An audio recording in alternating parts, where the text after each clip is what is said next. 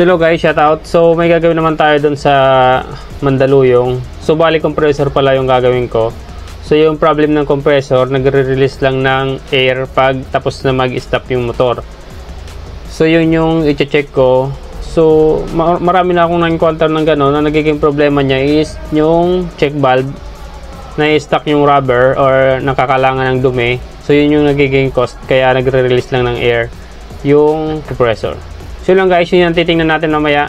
Sige, thank you. Ito yung compressor na gagawin natin.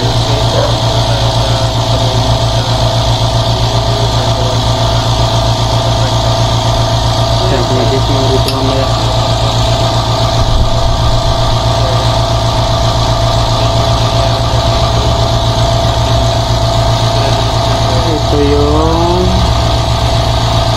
Ito yung check valve. Tapos dito yung sumisingaw pag hindi na sarap.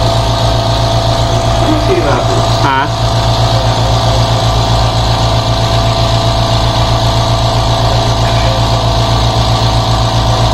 Palitan yan sa check valve. Check valve ang sira. Ay na magkasala ako ko.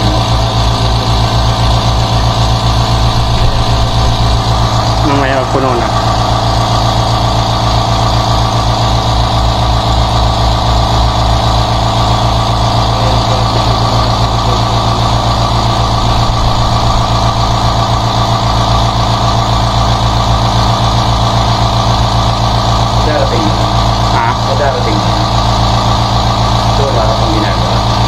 Testing ko lang.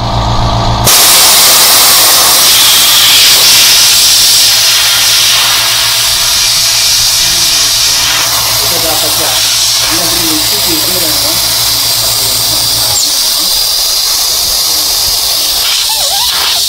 Dito sa sisingaw talaga yan. So, ano possible na sira niya?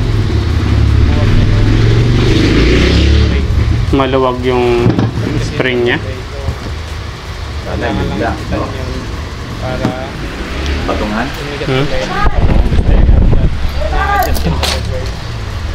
Ano yung binaglat? Medyo. Kailangan yung pihitin sa ikit para yung naglalak nyo dyan sa loob tumigas. Ano yan? Yung advertisement yun. Para madiin lalo. Lang, ano? Ito na guys, so bubuk na lang yan na Kailangan mo ng ilaw? Hindi na. Puno, sobra yung karga ng hangin kaya nga, pero bakit pag nag-release yan, hindi inilalabas niya lahat, no? Gamit lang kayong katala. Pinihit-pihit ko nga dito yan, yun. saan? Yan. Sa loob?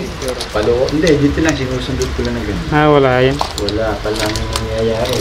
Tuwan lang Clockwise, yan. saka counterclockwise, ginawa mo, wala. Lock lang naman to. Okay. Sa cover lang. Hindi, ito, nasa loob. Oo, sa cover lang yan. Para mabuksan mo yan. Wala pa lang yung isa-isa yung ginawa ko na yun. Oo. Sure. Kaya i-lang ko siya.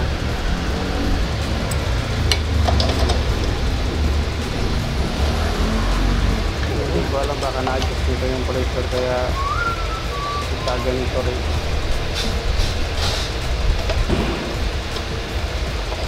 Yung 20 si Craig. Alam mo na yung tapos kayo mo yung side ko.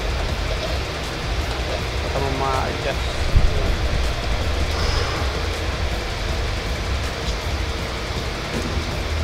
Madali mo siya ma-adjust. Yung ginawa ko dyan, sinagad ko ng ma-adjust niya para hindi na siya mag-release ng air.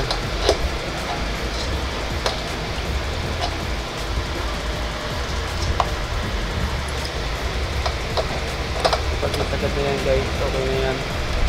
So yan, testing ko din pag tumandar na hindi na siya nag-release ng air.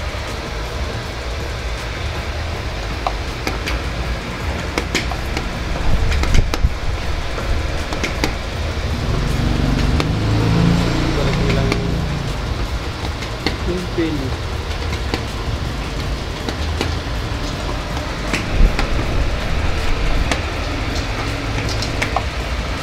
Sulit magsobra pa.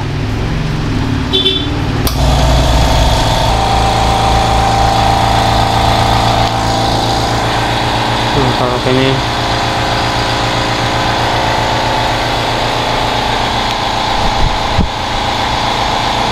So ayan na guys, may check na natin, so malapit na siya mag-stop. So ayan siya guys, nag-stop na siya pero wala na siyang leak na air. So okay na yung ginawa natin, successful na. 120 siya tumigil. So bali okay na to. So ibabalik ko na lang yung mga dapat ibalik. Yung air. So yun siya guys, nag-stop to sa 120 yung air. 120 PSI. Okay na yun. So yun naman guys. So okay na to. Close na tayo. Okay na guys. Thank you for watching and don't forget to subscribe my YouTube channel and Facebook page.